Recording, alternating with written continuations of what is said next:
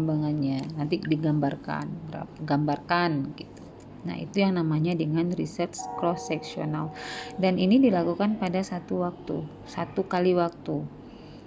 Maksudnya harus selesai dalam secara terus-menerus, itu dalam satu kali waktu diukurnya. Jadi nggak boleh misalnya responden 1 sampai 5 itu ngukurnya hari ini, 6 sampai 10 ngukurnya besok, itu nggak boleh. Dia hanya boleh diukur satu kali waktu. Oke, atau tahap perkembangan anak umur 1 tahun itu banyak, nah separuh diukur sekarang, separuhnya lagi besok, itu nggak boleh. Itu yang dimaksudkan dengan satu kali waktu. Oke ya. Nah, selanjutnya kita masuk ke yang ketiga. Ada tadi namanya case study, research case study atau studi kasus. Kalau dalam bahasa Indonesianya studi kasus.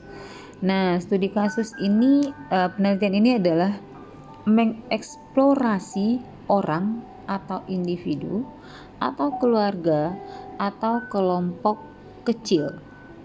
Jadi, studi kasus ini adalah penelitian yang mengeksplor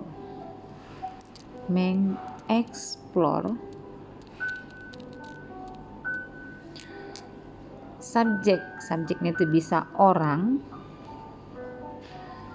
bisa keluarga atau kelompok. Nah, ini yang dimaksud dengan case study.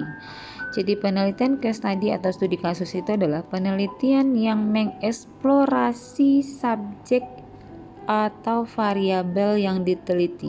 Subjek atau variabel yang diteliti itu bisa berupa orang atau individu, bisa berupa keluarga, bisa berupa kelompok. Nah, itu yang dimaksud dengan studi kasus. Tapi biasanya studi kasus ini penelitiannya membutuhkan waktu yang lama. Dan variabelnya, kalau untuk studi kasus variabelnya sedikit tapi waktunya lama. Nah, itu yang dimaksud dengan studi kasus. Tapi biasanya untuk S1 itu jarang yang melakukan studi kasus karena waktunya itu yang lama. Dan dia harus mengekspor apapun yang ada sama orang itu atau sama variabel yang dia teliti. Misalnya mahasiswa mau meneliti orang dengan gangguan TB. Nah, orang yang dengan gangguan TB itu harus dieksplor apa penyebabnya, bagaimana tanda dan gejalanya terhadap orang tersebut. Nah, itu yang harus dieksplor secara dalam. Itu yang dinamakan dengan case study atau studi kasus, mempelajari kasus. Nah, itu kata kalau dari harfiah katanya, mempelajari sebuah kasus. Nah, biasanya case study ini biasanya diinikan dalam penelitian kualitatif, digunakan dalam penelitian kualitatif. Namun kalau berdasarkan jenisnya dia termasuk ke dalam penelitian kuantitatif. Oke, ya. Sekarang kita masuk yang terakhir, penelitian kuantitatif deskriptif yang terakhir, yaitu penelitian survei atau research survei. Kalau survei itu kebayangkan mahasiswa, survei berarti sampelnya harus banyak. Nah, namanya survei. Berdasarkan survei Kemenristekdikti, berdasarkan survei Dinas Kesehatan. Nah, itu kan banyak. Berarti kalau survei itu ruang lingkupnya, penelitiannya adalah kalau kita melakukan penelitian survei, ruang lingkupnya harus besar. Itu yang dinamakan dengan survei. Sampelnya harus besar. Jadi misalnya ini, contohnya untuk survei, ini pengetahuan perawat atau ini deh, pengetahuan ini mahasiswa, bukan ini deh, inilah persepsi mahasiswa terhadap skripsi. Nah, ini judulnya. Persepsi mahasiswa terhadap skripsi atau tugas akhir di keperawatan di seluruh apa sih? Sebentar, Ibu merangkai ke judulnya apa ya? Persepsi mahasiswa terhadap tugas akhir di Kota Bukit Tinggi. Nah, Kota Bukit Tinggi itu berarti banyak mahasiswanya. Nah, itu yang menyatakan surveinya. Sampelnya berarti besar. Ada mahasiswa IARSI, ada mahasiswa Fordeko, ada mahasiswa Perintis, ada mahasiswa Prima. Nah, berarti kan banyak. Ada mahasiswa Poltekkes lagi, berarti banyak. Jadi sampelnya harus banyak. Nah, itu yang dilihat, gimana persepsinya. Itu yang harus digambarkan, bagaimana persepsi mereka terhadap ujian tugas akhir ini. Itu yang kita gambarkan di penelitian kita. Nah, itu yang namanya survei. Jadi Ibu ulang lagi ya. Ibu resum lagi.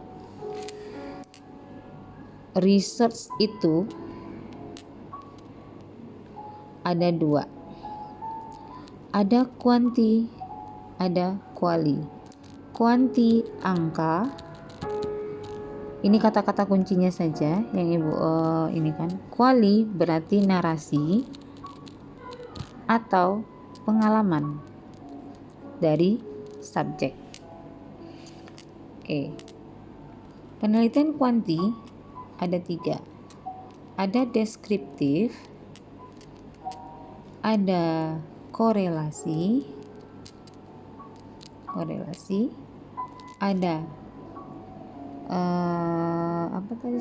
ada korelasi, ada apa lagi ya, lupa aku lagi. Korelasi, kemudian kuasi, ada 3 ya. Penelitian kuanti itu ada korelasi, ada kuasi eksperimen. Ini yang 3. Kemudian yang deskriptif itu ada 4. Ada compare, ada cross sectional, ada case study,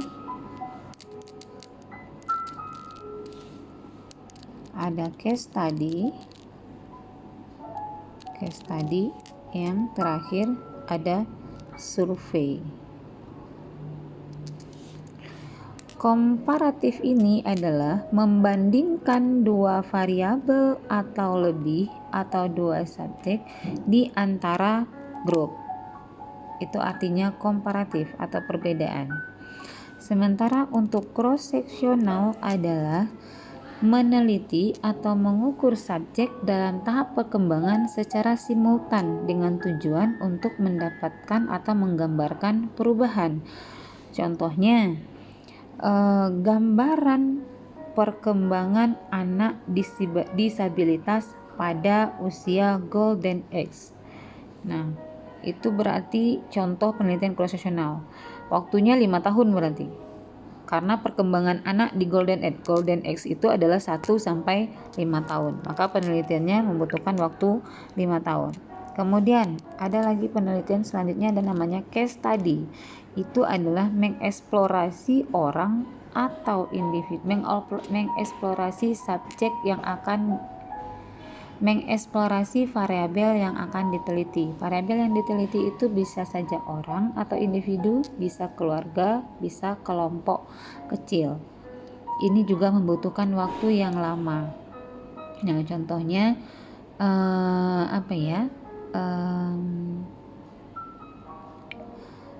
penyebab ini. Contohnya ini, studi kasus pasien TB di wilayah kerja Guguk Panjang misalnya. Nah, di situ kita gambarkan, eksplorasi lah pasien TB itu, entah itu penyebabnya, entah itu tanda dan gejalanya, kita explore, kita gambarkan nanti di hasil penelitiannya. Nah, terakhir itu adalah penelitian deskriptif, itu ada namanya survei, penelitian survei.